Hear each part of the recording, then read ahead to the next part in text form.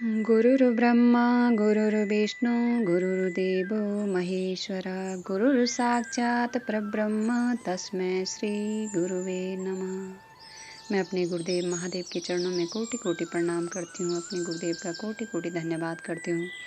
माँ भवानी के चरणों में कोटि कोटि प्रणाम करती हूँ। सभी गुरु भाई बहनों के चरणों में कोटि कोटि प्रणाम करती हूँ। सभी का बहुत बहुत धन्यवाद करती हूँ। तीन सूत्र के दाता भ्राता श्री हरिनंदन भैया के चरणों में कोटि कोटि प्रणाम करती हूँ और उनका कोटि कोटि धन्यवाद करती हूँ, जिन्होंने हमें गुरु के 3 सूत्र देकर शिव शिष्यता का मार्ग दिखाया। उन्हीं के द्वारा लिखी गई पुस्तक आओ चलें शिव की ओर में से मैं आज आप लोगों को सुनाऊंगी शिव के विभिन्न स्वरूप।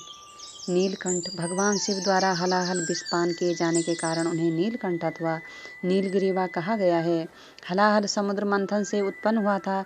तोड़ल तंत्र में उल्लेख है कि महादेव अक्षोभ्य भैरव हैं। समुद्र मंथन से जब विष निकला तो शिव ही एकमात्र अक्षोभ्य बने रहे, अतएव महादेव का एक नाम अक्षोभ्य भी है। स्कंद पुराण में कथा है कि इंद्र की सभा में देवगुरु बृहस्पति के आगमन पर इंद्र द्वारा उनका समुचित सम्मान नहीं हुआ।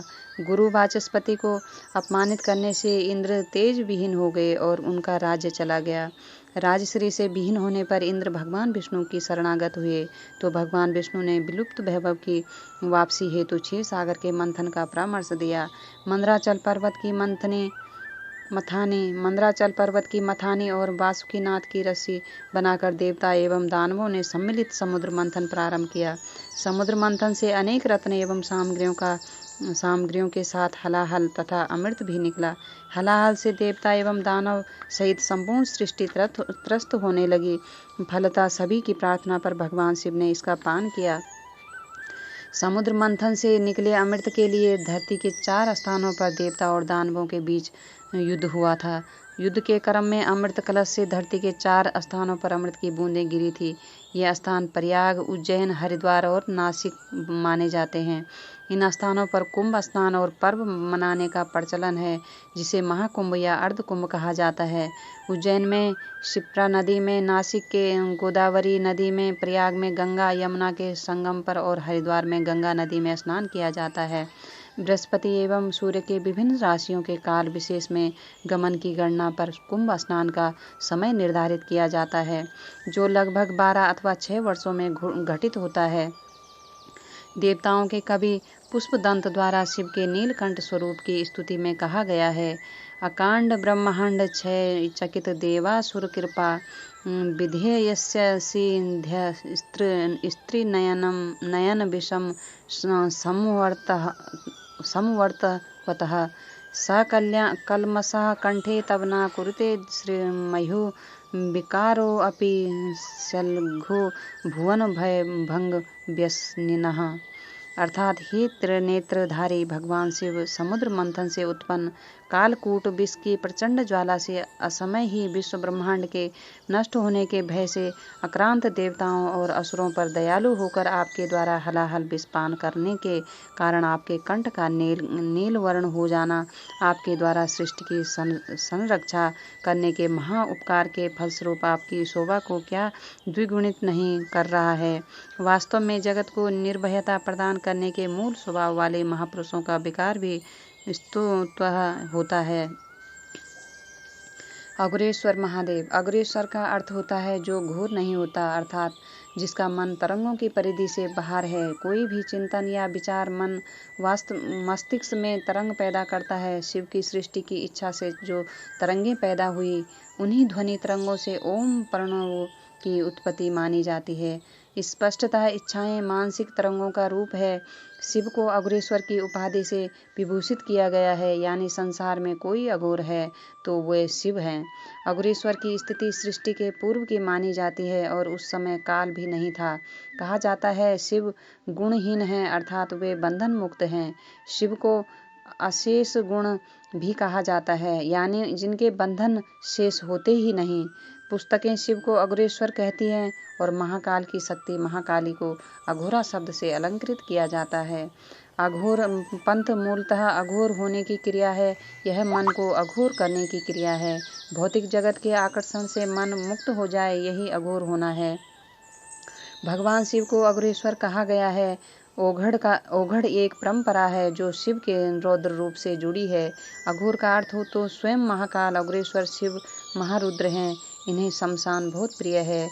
शिव के इस स्वरूप को मानकर उनकी आराधना और साधना करने वाले अघोरी कहलाते हैं। अघोरी के लिए अघोरेश्वर मुख्य देव हैं, जिनके मुख से समस्त तंत्रों का सार निकलता रहता है। जो शिव तत्व को अपने अंदर स्थापित कर सदा शिव आनंद से युक्त होकर अपने आप में लीन रहता है, वही अघोरी है। अघोर पंथ भारतीय दर्शन का ही एक पंथ है। शिव को वैदिक काल में रुद्र कहा जाता था। रुद्र का अर्थ होता है रुलाने वाला अथवा रुलाने की शक्ति रखने वाला। रुद्र शब्द का एक अर्थ और ग्रंथों में है, जिसमें कहा गया है कि रुद्र दुखों से मुक्ति देते हैं। रुद्र के बारे में वेदों में उल्लेख है कि वे मृत आत्माओं के सरदार हैं। मृत आत्माओं का निवास शमशान माना जाता है। कपालिक और शमशान साधना तथा अघोर साधना एक ही क्षेत्र की कड़ियां हैं। तीनों में समानताएं हैं, किंतु कहीं कहीं हल्का भेद मिलता है। हम जानते हैं कि शिव का एक नाम कपाली और अघोर भी है। यह भी ज्ञात है कि शास्त्रों में शिव को शमशानी भी कहा गया है। कर्नाटक राज्य के मैसूर नामक स्थान में इन थेरी के एक मंदिर में शिव की पूजा अघोरेश्वर के रूप में होती है। सर्वाधिक अघोरी पश्चिम बंगाल और असम में पाए जाते थे। वैसे अजमेर, मेड़वारा, बरार, बिहार के बेतिया आदि जगहों में भी इनका बाहुल्य था। ऐतिहासिक दृष्टि से चीनी यात्री हेन तेसोंग ने अपने यात्रा वृत्तांत में लिखा है कि अघोरी माला धारित करते हैं। वे शरीर में चिता भस्म, सिर पर जटा और बाएं हाथ में कपाल धारित करते हैं और उनके दाएं हाथ में घंटी रहती है, जिसको हिला हिलाकर हे शंभु भैरव, हे कालीनाथ की गर्जना करते रहते हैं। मालती माधव नामक पुस्तक में भावभूति द्वारा अघोर तंत्र के पंजे से मुक्ति की चर्चा मिलती है। प्रबोध चंद्रोदय नामक पुस्तक में कपालिक प्रेत का उल्लेख मिलता है। अघोर पंथ में दीक्षा की विधि और मंत्र को गोपनीय रखा जाता है।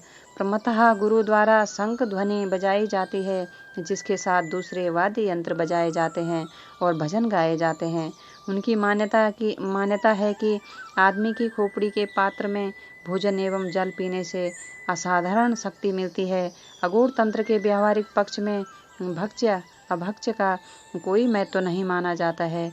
यहाँ मांस भक्षण और मदिरा पान को भी निंदनीय नहीं माना गया है। कुछ साधुओं के अनुसार शमशान क्रिया के द्वारा भूत पिशाच डाकनियों को वश में किया जा सकता है।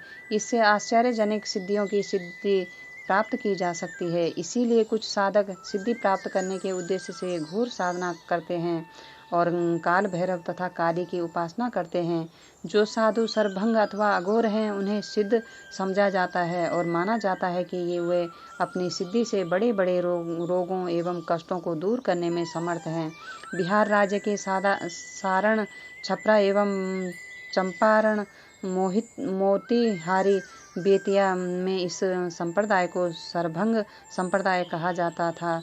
अघोर या सरभंग मत के सिद्धांत, साधना एवं व्यवहार पक्ष से संबंधित बातें अथर्ववेद के मंत्रों में मिलती है। विद्वानों की राय में सरभंग मत का निकटतम संबंध शैव मत की शाक्त तथा तांत्रिक शाखाओं से है। शैव मत का परस्पर संबंध ऋग्वेद के रुद्र से है। श्वेताश्वतर उपनिषद में रुद्र एक प्रमुख देवता के रूप में प्रतिष्ठित किए गए हैं और उन्हें शिव, पशुपति आदि नामों के अलावा गिरीश, गृत्र एवं अघोर कहा गया है। सरभंग अथवा अघोर मत के अनुयायी इस उपनिषद मंत्र या ते रुद्र शिव तनुर घोरा पापकाशिनी अर्थात शिव का शरीर अघोर है का हवाला देते हैं और अघोर मत के इस मंत्र को अघोर शब्द से संबंध जोड़ते हैं। अघोर संप्रदाय के प्रमुख संत थे श्री योगेश्वराचार्य। वे चंपारण मोतिहारी के निवासी थे। उनके गुरु श्री अलखानंद थे। इस परंपरा में उल्लेखनीय नाम गिरनार के साधु कालूराम जी का है, जिनके प्रसिद्ध शिष्य हुए बाबा कीनाराम जी, जो उत्तर प्रदेश के चंदौली जिले के थे। बाबा कीनाराम की प्रसिद्धि के कारण उन्हें द्वितीय महेश्वर कहा जाता था। और लोग उनका नाम न लेकर सम्मान से श्री सरकार शब्द से संबोधित करते थे। समाज द्वारा अघोर पंथ को स्वीकार नहीं किया जाना स्वाभाविक है, इसीलिए इनकी संख्या नगण्य हो चुकी है। वैसे यदा कदा मात्र वेशभूषाधारी अवघड़ मिल जाते हैं। नमः शिवाय, नमः शिवाय, नमः शिवाय।